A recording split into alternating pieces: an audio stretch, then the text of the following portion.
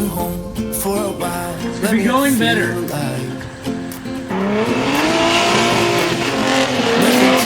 Hold me back, take my time, just enjoy the ride.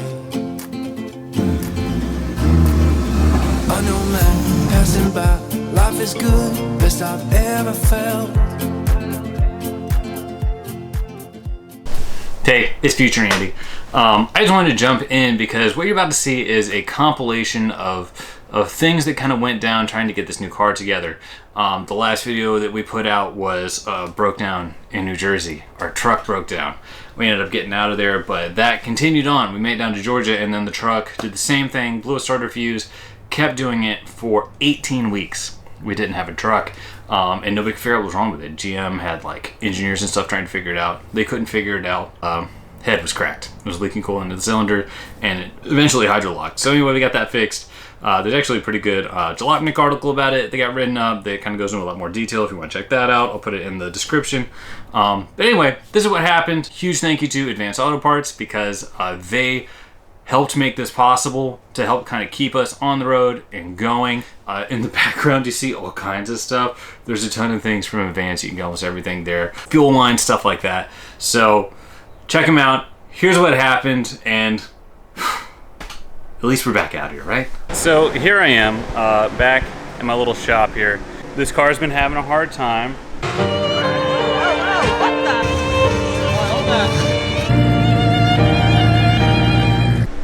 So I got this guy. I went and picked her up from Nick Novak. He had this chassis laying around that he hadn't really done anything with. He was gonna go to FD with it, but then other things happened. So I messaged him and was like, dude, I'm just gonna change cars. That car is just beat. It's had a hard time and I just wanna get it done. So that's what we're gonna do. So I got it. I painted the interior yesterday. So what I'm gonna do now is get everything off of this car, moved over there. Some pretty nice coilovers on this car, some KWs. I'll probably get rid of those, like sell them. And yeah, I only have about a month to get all this done, which is kind of crazy. This is my order and to-do list. But yeah, I don't know. Let's get started. Hopefully it's not that bad. I feel like it's not gonna be that bad.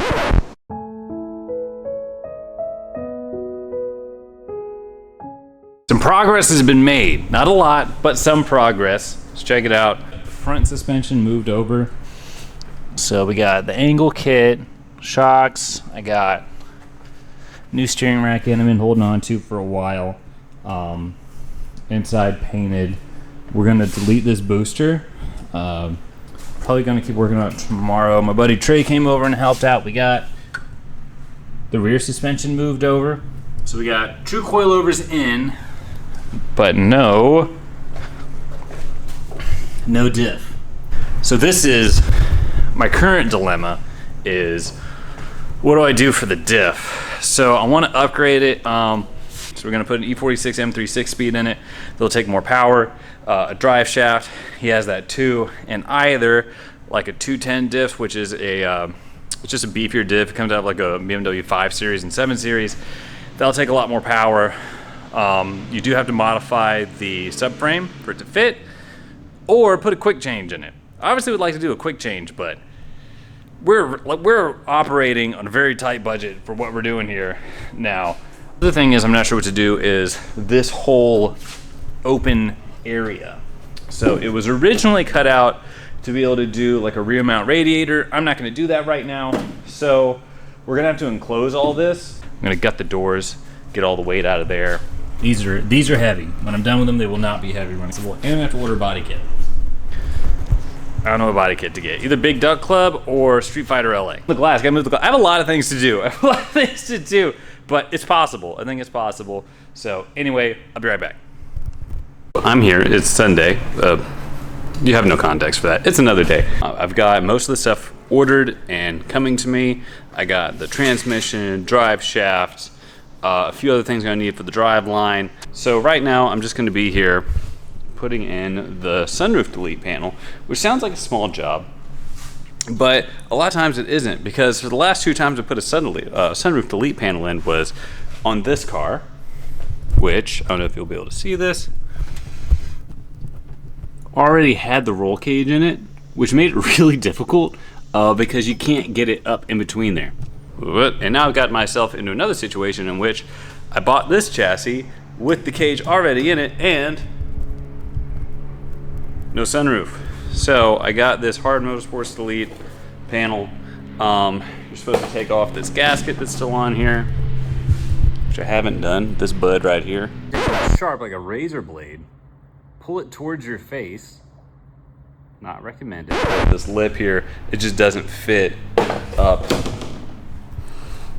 in between the cage. So you can see it's a very nice cage. It's very well built, but it's like right up on this chassis and it is like really close in there. So that's going to be honestly really difficult to get up on there and impossible to put screws in. So I'm probably just gonna have to do a lot of silicone and get it on the front and the back as much as I possibly can. But we're just gonna have to make it work and figure something else out. But anyway, that's my project today.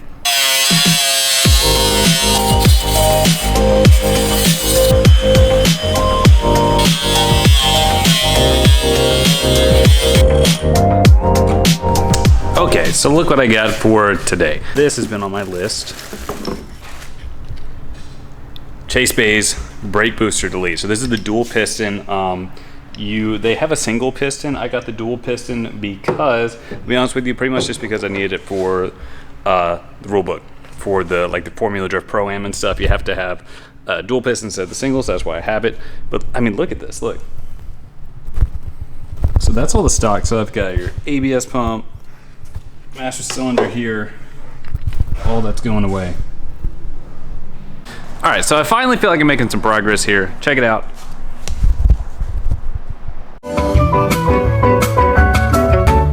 Engine is about to go in the car. Unfortunately, without a transmission.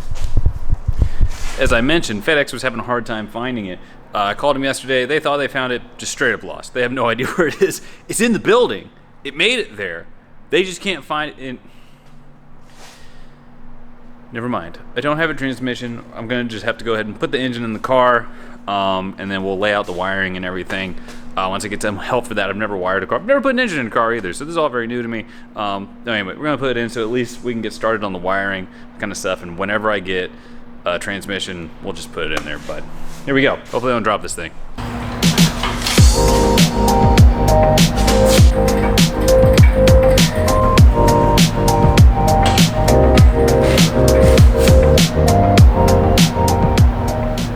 Mild issue right here. Keep hitting right on there. Okay, so I didn't disconnect anything, but I was able to just kind of like push the engine back as I dropped it down a bit. I got it right past the steering column, as you can see. It would have been easier to do it disconnecting that, but it's kind of a pain, so I chose to go this route. But anyway, I need to come back up just a little bit so I can try and get the engine mount on, and then we'll drop it down, and it should kind of tilt that way a bit. Let's try that.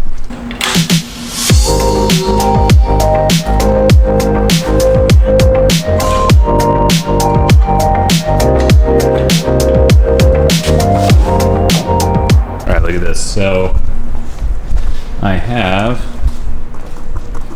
again, I've never done this before, so I'm probably missing something dumb. All right, so I called my buddy Aaron, who's put a bunch of these in BMW engines, and he was telling me that it's all like slanted, right? So it kind of messes up the weight distribution. So his tip was, is you can't just drop it down.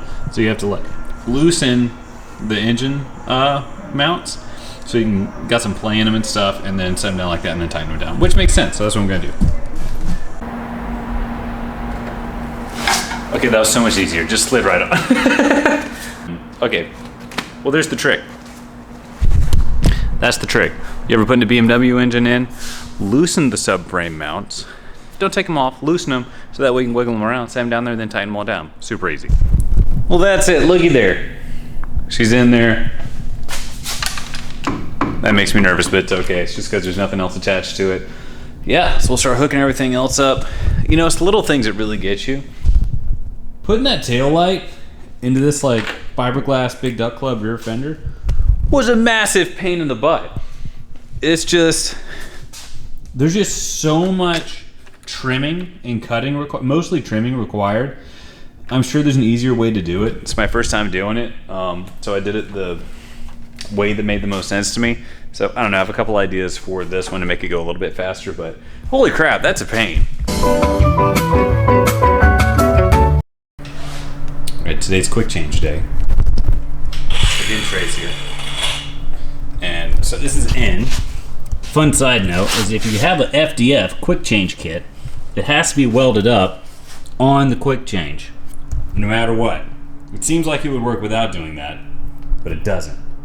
It doesn't. So anyway, they had to be redone, but it's in there now. And now we're starting to raise it up in here and realize a lot of cutting needs to be done, or a fair amount of cutting needs to be done. I have to basically cut here all this out, so it's gonna fit up in there because she's thick. And then I don't know. We're gonna do that and then see what happens. Just do it. Yeah.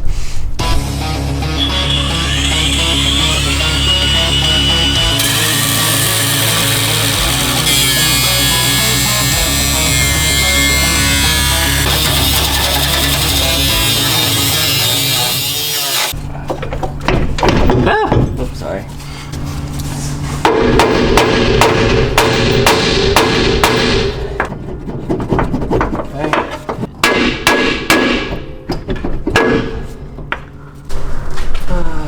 We have a quick change. So excited. Good job, Trey. You did it. It's exciting. Now I need to learn how to use it. Hey, it's Future Andy again. So we got that in the car. I got the transmission, put the transmission in the car, and then axles, which didn't fit because that subframe did not work out very well at all. It just, the guy who did it had never done it before, and it just didn't work out. We had to get it redone. But what we ended up doing was we just booked it to 412 Motorsports because we really wanted to make Winter Jam. We ratchet strapped that sucker up into the RV and got on the road and got the car to 412 Motorsports, and now I have a car. So stick with us. We're going to be doing a lot more videos. And man, again, thanks advance because they kept us going. Thank you so much to my friend Trey, who you see in the videos. All my buddies who've helped out, especially Joey and Austin for also helping push the car into the trailer at 3 o'clock in the morning. You guys are great. Drift community is awesome. Keep it up, guys.